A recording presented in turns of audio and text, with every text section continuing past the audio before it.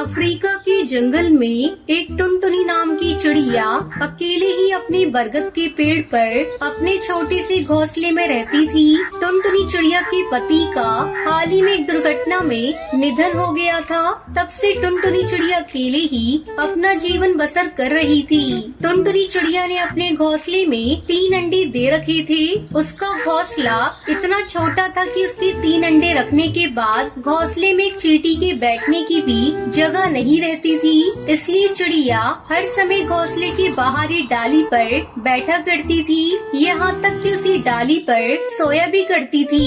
एक दिन की बात है, टुनटुनी चिड़िया अपने घोंसले के बाहर बैठी अपने अंडों पर नजर रख रही थी। तभी अचानक जंगल के कुछ पक्षी भाग दौड़ कर रहे थे।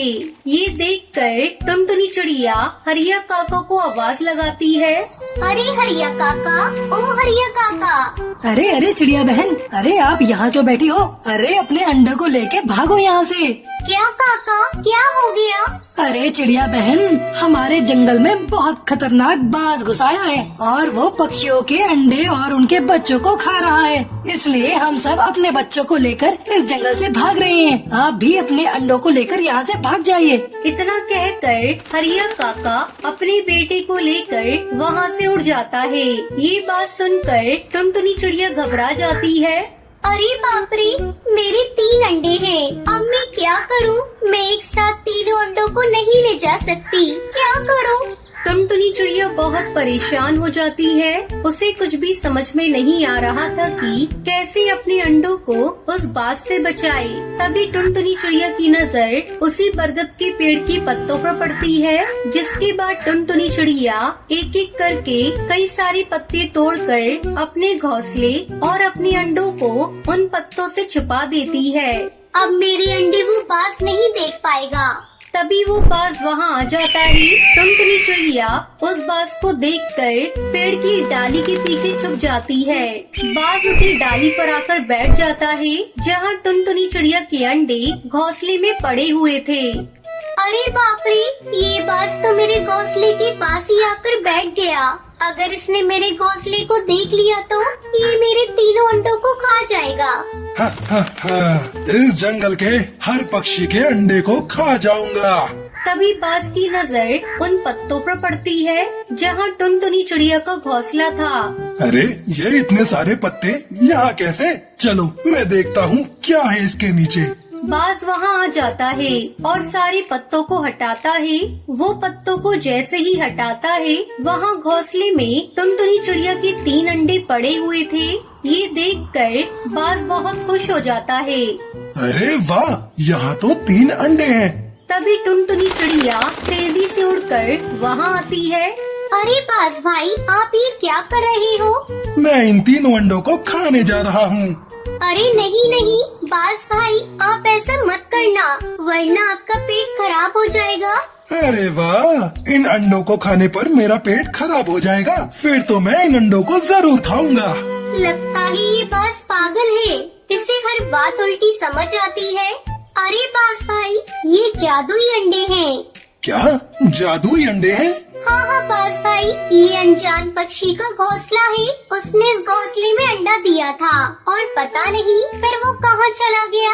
उसके बाद ही 1 से 2 अंडे हो गए और अपने आप ही 2 से 3 अंडे हो गए। जंगल के पक्षी ने जब ये देखा तो कोई भी पक्षी अंडों के पास नहीं आता। आप भी इन्हें मत खाइए, वरना आपके साथ क्या होगा इस बात का अंदाजा आप भी नहीं लगा सकते। अरे वाह, ये अंडे अपने आप 1 से 2 और 2 से 3 हो गए। इसका मतलब ये 3 से 4 और 4 से 5 भी हो सकते हैं। हाँ ठीक है बहन, क्योंकि ये जादुई अंडे हैं ना, इसलिए इसका मतलब ये 100 अंडे भी हो सकते हैं। अब तो मैं इन अंडों को गोद में रखूंगा और पूरे 100 अंडे हो जाएंगे तो मैं इन्हें खा जाऊंगा। अच्छा बहन, अब तुम जाओ। टुनटुनी चिड़िया वहाँ से उठकर बगल वाले पेड़ पर जाकर बैठ जाती है और वहीं से अपने अंडे और अपने घोंसले पर नजर रखती है। वो बाज उसी घोंसले के आजू बाजू घूमता रहता है। ये तो एक नंबर का पागल बाज है। मैं इसे कौन सी बात कह रही हूँ और ये क्या सुन रहा है? और इसने तो मेरे अंडों और मेरे घोंसले पर ही कब्जा कर लिया। मुझे कैसे भी करके अपने अपने अंडों को वहाँ से निकालना होगा। इस पागलबाज को कोई भरोसा नहीं, कभी मेरे अंडों को खा जाए। टुनटुनी चिड़िया वही पेड़ की डाली पर बैठकर अपने अंडों पर नजर रख रही थी। उधर वो पागलबाज पूरे घोंसले का चक्कर लगा रहा था। ए अंडे, जल्दी से 100 अंडे हो जा। देखते ही देखते कई दिन गुजर जाते हैं, पर वो 3 अंडे जैसे कि तैसे उस घोंसले में पड़े हुए थे। जब बाज ये देखता है तो वो गुस्सा हो जाता है और वो टुनटुनी चिड़िया को आवाज लगाता है। अरे कहाँ हो चिड़िया बहन, इधर आओ। टुनटुनी चिड़िया भी कई दिनों से वहीं बैठकर अपने अंडों पर नजर रख रही थी। बाज की आवाज सुनकर टुनटुनी चिड़िया उसके पास आती है। क्या हुआ बाज भाई? तुमने तो कहा था ये अंडे अपने आप 1 से 2 हो जाते हैं। इस पागलबाज के चक्कर में कहीं मैं पागल न हो जाऊं। पता नहीं कहां से इस पागलबाज को मेरे अंडे दिख रहे थे। अरे बाज भाई, ये जादुई अंडे हैं और ये 1 से 2 तभी होते हैं जब कोई भी इन्हें नहीं देख रहा होता। आप तो हर समय अंडों पर नजर रख रहे हो, तो फिर ये अंडे 3 से 4 कैसे होंगे? अरे बाज भाई, आप रात को सो जाया करो। जब आप रात में सो जाओगे ना, तो आप खुद देखोगे कि सवेरे ये अंडे 4 हो गए। अच्छा ऐसा है क्या? तो फिर आज रात को मैं सो जाऊंगा। रात के समय बाज उसी घोंसले के बाहर गहरी नींद में सो गया था। तभी टुनटुनी चिड़िया के एक अंडे से बच्चा निकल आता है। ये देखकर टुनटुनी चिड़िया फौरन अपने अंडों के पास आती है। अरे मेरे तो एक अंडे से मेरा बच्चा निकल आया। मुझे जल्दी इस बच्चे को यहाँ से ले जाना होगा। अगर इस बाज ने देख लिया तो ये तो मेरे बच्चे को खा ही जाएगा।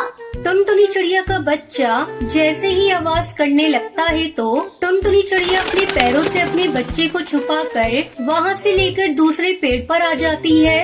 तभी दोनों अंडों से भी बच्चे निकल आते हैं। चलो, मेरे तीनों बच्चे तो अंडे से निकल आए हैं। अब मैं अपने बच्चों को लेकर यहाँ से कहीं दूर चली जाती हूँ। टुनटुनी चिड़िया अपने तीनों बच्चों को ले जाती है और वहाँ से बहुत दूर चली जाती है। उसके घोंसले में उसके अंडे के 2-2 खाली टुकड़े पड़े हुए थे। अगले दिन सवेरे जब वो पागलबाज इतने सारे खाली अंडे के टुकड़ों को देखता है तो उसे बहुत गुस्सा आता है। अरे ये क्या, ये अंडों को किसने फोड़ दिया? अरे वो टुनटुनी चिड़िया कहाँ है?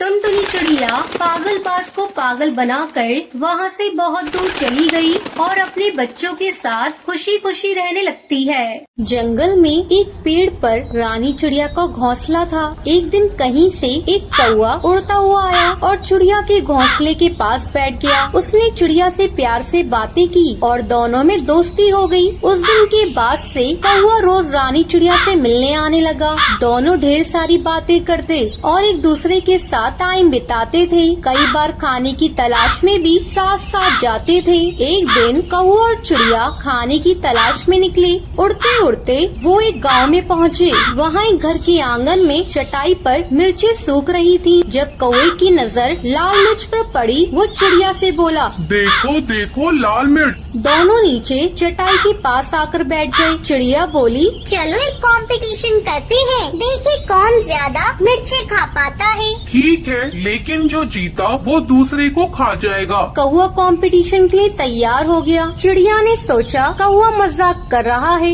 इसलिए वो भी तैयार हो गई। दोनों ने मिर्चें खाना शुरू किया। चिड़िया ईमानदारी के साथ मिर्च खा रही थी, लेकिन कौवा चिड़िया से नजर बचाकर बेईमानी करने लगा। कौवा कुछ मिर्चें खाता और कुछ को चटाई के नीचे छिपा देता। इस बेईमानी की वजह से कौवा जीत गया। जीत की खुशी में वो चिल्लाया, मैं जीत गया, अब मैं तुम्हें खा जाऊंगा। कौवे की बात सुनकर रानी चिड़िया बहुत दुखी हुई। वो तो कौवे को अपना दोस्त समझती थी, लेकिन कौवे ने अपना असली रंग दिखा ही दिया। कौवा चिड़िया को खाने के लिए उतावला होने लगा। तब चिड़िया बोली, ठीक है, तुम मुझे खा सकते हो, लेकिन मुझे खाने से पहले अपनी चोंच धो कर आओ। पता नहीं तुम क्या क्या खाते हो और तुम्हारी चोंच बहुत गंदी रहती है। कौवा चिड़िया की बात मान गया और उड़कर नदी किनारे चला गया। जब उसने नदी से पानी मांगा तो नदी बोली, मैं तुम्हें पानी देने को तैयार हूँ, लेकिन पहले एक मटका लेकर आओ, उसमें जितना चाहो उतना पानी ले जाना। कौवा उड़ता हुआ कुम्हार के पास गया। सुनो,